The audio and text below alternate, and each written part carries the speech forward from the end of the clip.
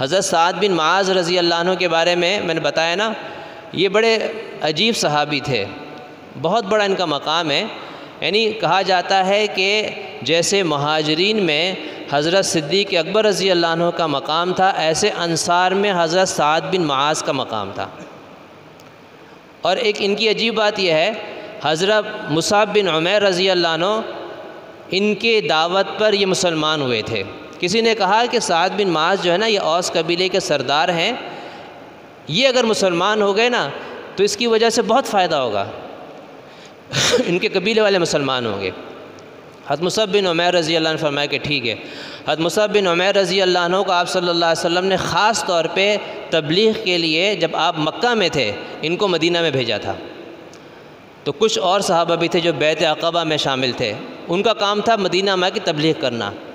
تو حضرت مصعب بن عمیر رضی اللہ عنہ نے ان سے ملاقات کی، بلکہ خود آئے۔ تو حضرت مصعب بن عمیر رضی اللہ عنہ نے کہا کہ دیکھو، میں تمہارے سامنے ایک بات رکھتا ہوں، تمہیں پورا اختیار ہے کہ تم مانو یا نہ مانو۔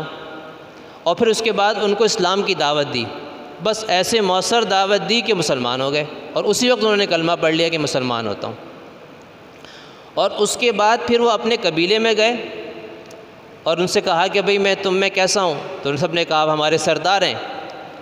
تو انہوں نے کہا کہ دیکھو بھئی، میری بات مان لو اور تم سب حضرت محمد صلی اللہ علیہ وسلم کا کلمہ پڑھ لو۔ اور عجیب بات یہ ہے کہ اسی دن جب انہوں نے دعوت دی ہے، شام ہونے سے پہلے ان کا پورا قبیلہ مسلمان ہو گیا۔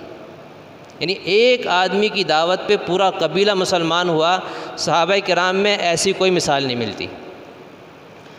اس لیے آپ صلی اللہ علیہ وسلم ان سے بہت محبت کرتے تھے۔ اور مسجد نبوی میں جب یہ غزوہ خندق میں زخمی ہو گئے، ان کے ہاتھ پہ زخم آیا، تیر لگا تھا، ان کے لیے مسجد نبوی کے اندر خیمہ لگایا اور روزانہ آپ صلی اللہ علیہ وسلم ان کی عیادت کرتے تھے۔ اچھا، جب انہوں نے بنو قریظہ کے بارے میں فیصلہ کیا نا کہ بھئی ان کے مردوں کو قتل کر دیا جائے، اس کے بعد انہوں نے وہیں پر، زخمی تھے، انہوں نے یہیں پر اللہ سے دعا کی، یا اللہ، یہ جو قریش ہے نا، قریش مشرکین، انہوں نے تیرے نبی کو بڑا ستایا ہے، بڑی تکلیفیں دی ہیں، اور اپنے شہر سے انہوں نے نکال دیا۔ اور اگر مجھے پتہ ہو کہ ان کے ساتھ جہاد جاری رہے گا تو یا اللہ مجھے زندگی عطا فرما تاکہ میں ان کے خلاف جہاد کرتا رہوں، اور اگر ان کے خلاف اب جہاد نہیں ہونے والا تو یا اللہ ایسا کر کہ میرے اس زخم کو جاری کر دے اور اسی کو میری موت کا ذریعہ بنا دے۔ بس یہ دعا انہوں نے جیسی کی، وہیں سے ان کا زخم خون بہنا شروع ہو گیا اور شدید بہنا شروع ہو گیا، اور اسی میں ان کا انتقال ہو گیا۔ آپ صلی اللہ علیہ وسلم نے فرمایا، بخاری شریف کی حدیث ہے کہ سعد بن معاذ کے مرنے پر اللہ کا عرش بھی ہل گیا ہے۔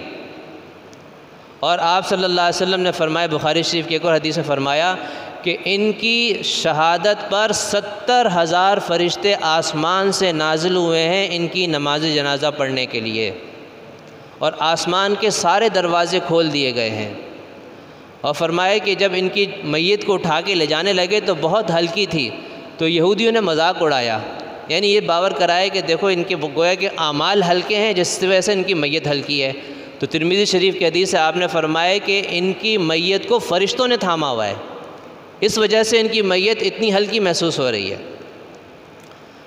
تو یہ وہ صحابی تھے جو بہت کم مدت، یعنی صرف 5 سال آپ صلی اللہ علیہ وسلم کے ساتھ انہوں نے صحبت اپنائی ہے، اور اس کے بعد زخمی ہوئے اور اسی میں ان کی شہادت واقع ہو گئی۔